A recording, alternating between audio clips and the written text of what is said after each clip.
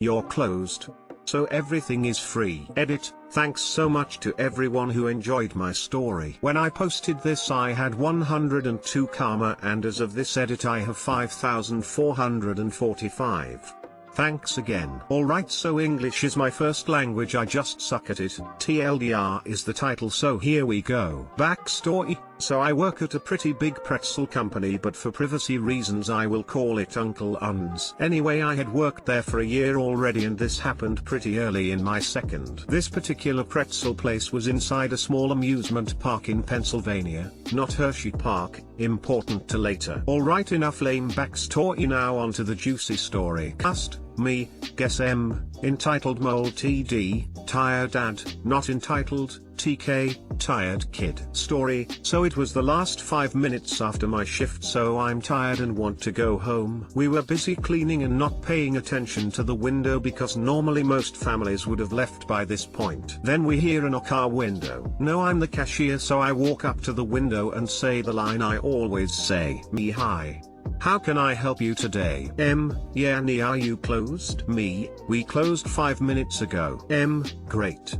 Do you have any leftover pretzels? Me: yes we do. Why? M: can I have them? Me: how many would you like? M: 5. Me: alright, that comes to $21. 15, $4. 23 a pretzel. M: what, aren't they discounted? Me: if you have a season pass it's 15% off. M: no. You're closed, so the pretzels should be half off. Me: wanting to go home and stopped caring. And why do you think that? M: you're closed, so that means that the pretzels are a day old and should be discounted. We switch out pure pretzels every 30 minutes. Me: those pretzels are only 30 minutes old. M: fine. Babe, do you still want them if they're full priced? TD: I don't care, hurry up so we can go home. M: fine. So I can get 15% off, right? Me: if you have a season pass, yes. M: no. I should get 15% off because you are closed. Me: Mom, no. As you stated, we are closed, so we are no longer selling pretzels. I'm only offering them to you because my boss wants as many sold as possible. M: see. You can't sell them, so they are free. Me: no, they are not. I will take them home and eat them for my dinner. I was too tired to care as I had just worked a 5-hour shift. I know that's not a lot, but it was 95 degrees Fahrenheit and I had to deal with kids the whole time, plus I'm 15 and they can't have me on for much longer. M: you don't need them. My kids are hungry. Me: then buy them some food.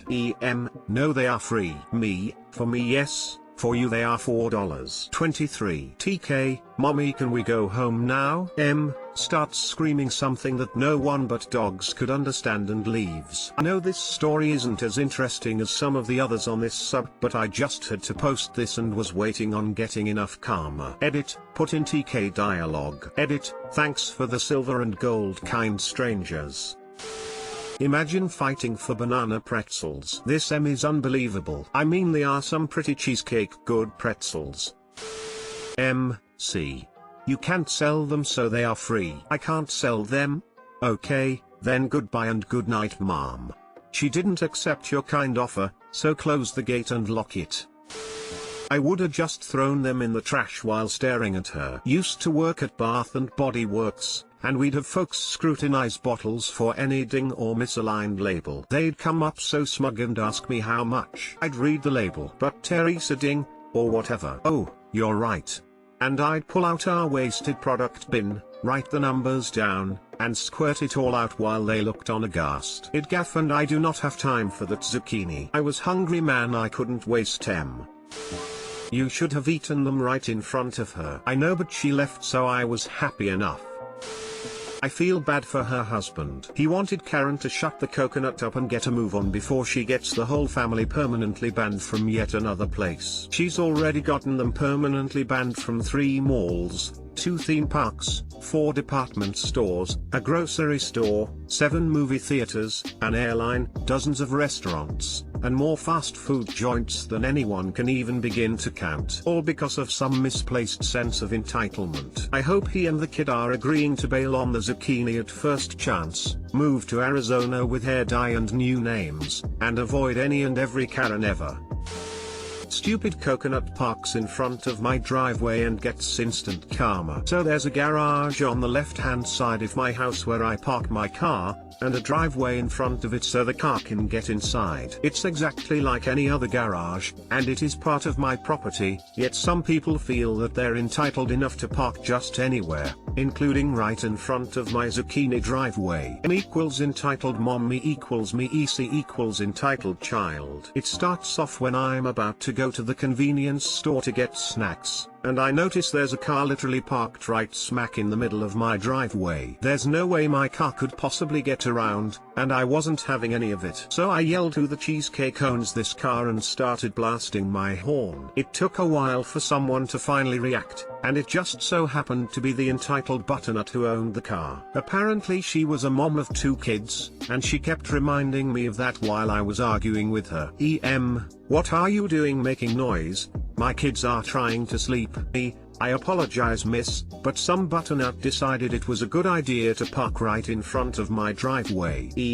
Yeah, that's my car. The spot I normally park in was taken by one of the neighbors and that was the only place I could park. Now at first I actually felt sympathy for this woman. She had kids and everything and she wasn't wrong about the car taking up her spot because one of my other neighbors had a party celebrating their niece's quinceanera and the neighborhood was packed with cars, and she didn't have a driveway of her own, so she had to park somewhere on the street. So I decided to calm down and nicely ask her to move her car, but instead of accepting my generosity, she decides to keep arguing with me.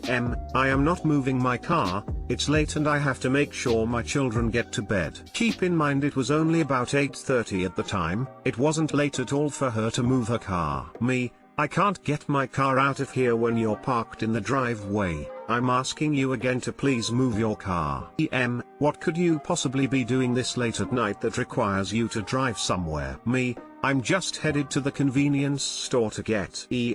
I don't care what you're getting, you can wait until tomorrow to get your banana. She was really getting on my nerves. I got ready to raise my voice but then I had an idea. So I reply with okay and walk back inside my house. When I looked back I saw she had that I totally showed him look on her face. I tried not to get pissed off at that as I reached for the phone and called the police. I explained the situation and a few minutes later a tow truck arrives. The car was in fact illegally parked, and so it was impounded. The next day, early in the morning I get a knock on my door. Obviously it's the coconut mother. Her kids were standing next to her. Immediately starts yelling at me as soon as I open the door. Apparently she was going to take her kids to an amusement park, and now that they didn't have a car, there's practically no way for them to go. As soon as she tells me that I immediately chuckle, which pisses her off even more. Meanwhile her kids are crying. Mommy, I really want to go. Me being the insensitive banana I point at the kid and let out a big ha, which causes him to start screaming like a banshee. The mom starts yelling at me saying how much of a monster I am. I just reply with get a cab slut and slam the door in her face. I may or may not have been a little too harsh, but that family of idiots got what they deserved. Can't block people's driveways. It's illegal. You were well within your rights to call the cops. She was an idiot.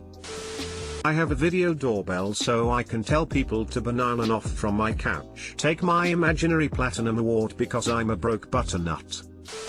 You should have said I don't care where you're going, you can wait until tomorrow to do shit.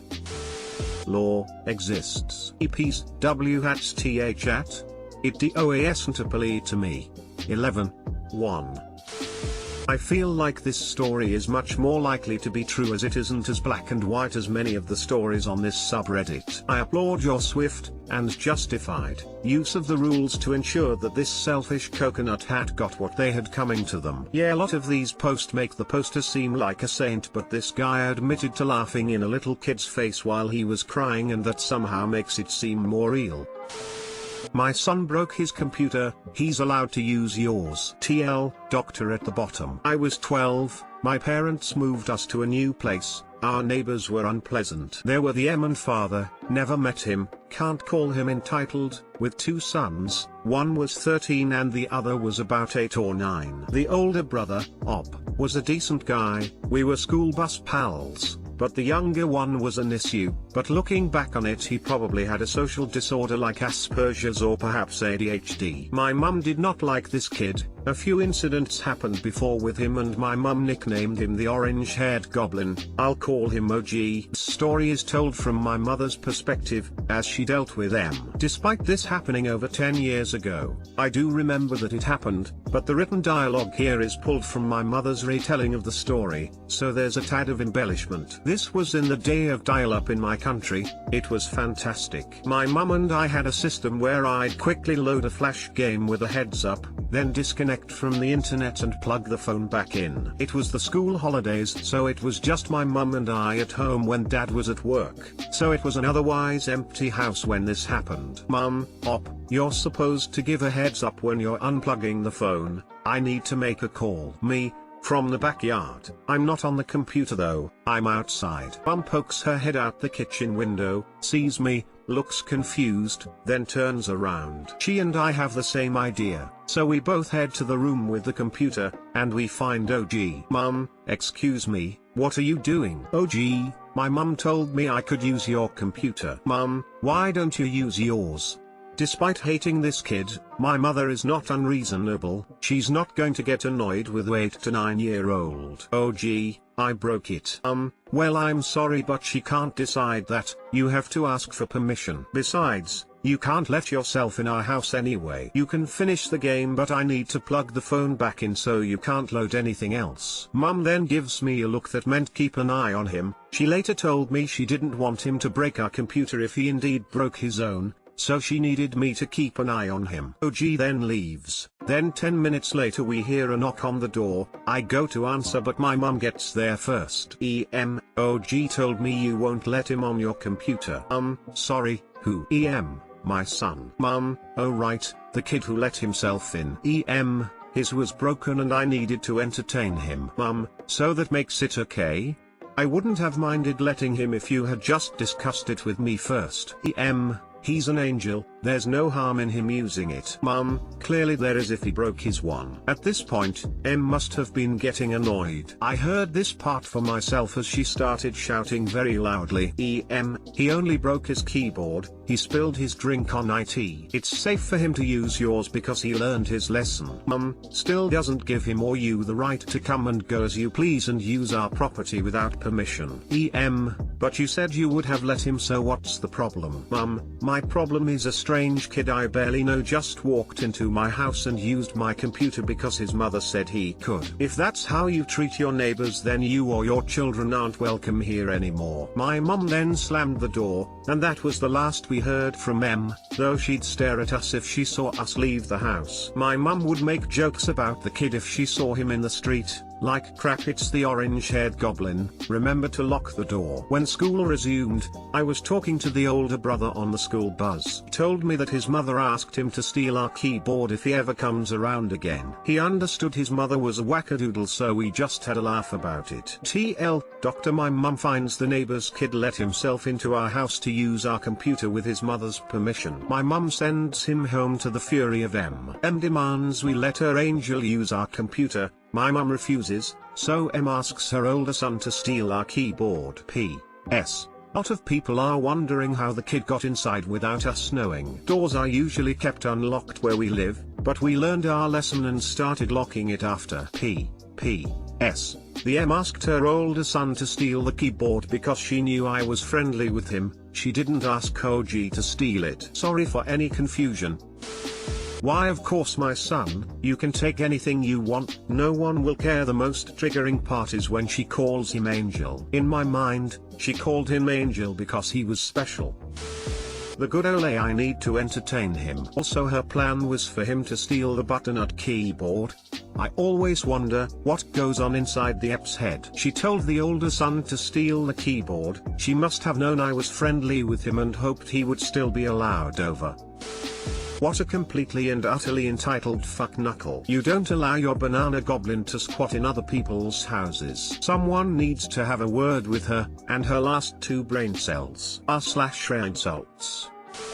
There are other ways to entertain kids. Letting them use a computer in a different house without asking the owners shouldn't be the go-to idea. No, apparently not. We live in a crayon-free world now, Sherry.